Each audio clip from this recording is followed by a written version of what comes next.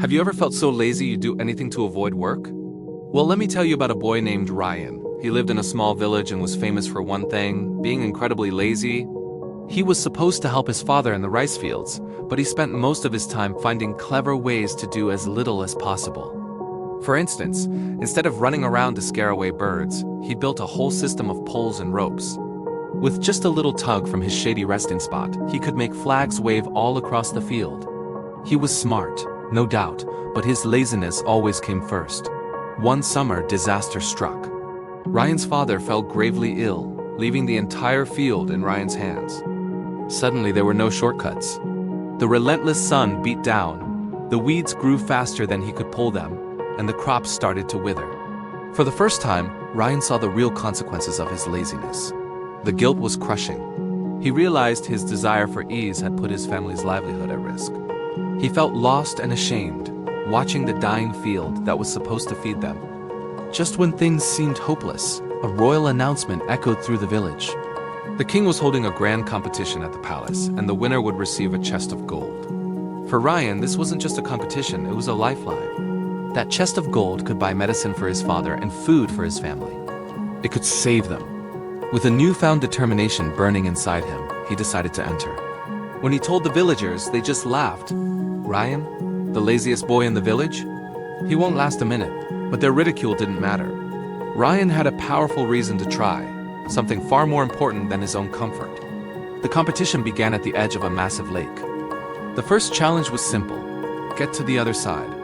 The whistle blew, and strong, burly men dove into the water, their powerful strokes cutting through the surface. They were swimmers, athletes. Ryan was not. He stood at the shore, watching them pull ahead. But instead of panicking, his mind went to work. He wasn't the strongest, but he was the smartest. He quickly gathered fallen branches and sturdy vines from the nearby forest. While others were already halfway across, Ryan was busy building a small makeshift raft. He pushed it into the water, hopped on, and used a large, flat piece of bark to paddle. It wasn't fast, but it was steady and saved him a ton of energy.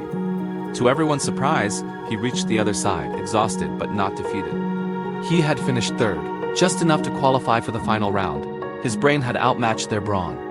The final round was a true test of strength and endurance. Each contestant stood before a giant, heavy wooden block. The goal was to move it 1 kilometer to the finish line, and they were allowed to choose only one tool to help them. The other finalists chose thick ropes to pull or long levers to push. Their choices made sense. Then it was Ryan's turn. He walked past the pile of tools and picked up a small carving knife. The crowd gasped, then erupted into laughter. A knife? What was he going to do? Threaten the block to move? The judge looked at him, puzzled, but allowed it. The final whistle blew. The other contestants grunted and strained, their muscles bulging as they slowly dragged the heavy blocks. But Ryan didn't even try to push his. Instead, he knelt down and started to carve. Chip by chip, he began to round off the sharp corners of the square block.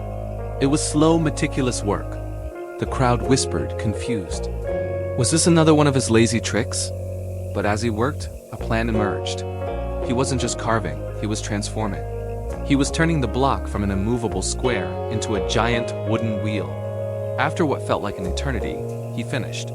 He stood up, took a deep breath, and gave the now circular block a gentle push. It started to roll, and roll, and roll. While the others were still sweating and struggling, barely a quarter of the way there, Ryan walked calmly alongside his rolling log. He guided it with ease, giving it a little push whenever it slowed down. The crowd fell silent, their jaws dropped in amazement. He wasn't just moving the block, he was outsmarting the problem itself. He crossed the finish line with a smile, the clear winner. The laziest boy in the village had won the king's gold. Ryan's story teaches us something powerful. His laziness wasn't a sign of weakness. It was a sign that he lacked a strong enough reason to work hard. But when his family was in trouble, he found his motivation. That love for his family unlocked not only his incredible intelligence, but also a willingness to put in the effort. It's a great reminder for all of us. Sometimes we feel lazy or unmotivated, especially when we're trying to learn something new, like a language or a skill. We might look for shortcuts or just give up. But what if we find our why? What if we, like Ryan, find a powerful reason to keep going? Maybe it's to connect with new people, to travel the world, or to get a better job. When you have a strong goal, the hard work doesn't feel so hard anymore. It becomes a challenge, a game you want to win. So, what's your motivation? Find it, and you'll be amazed at what you can achieve. Thanks for watching. If you enjoyed this story, don't forget to like, share, and subscribe for more.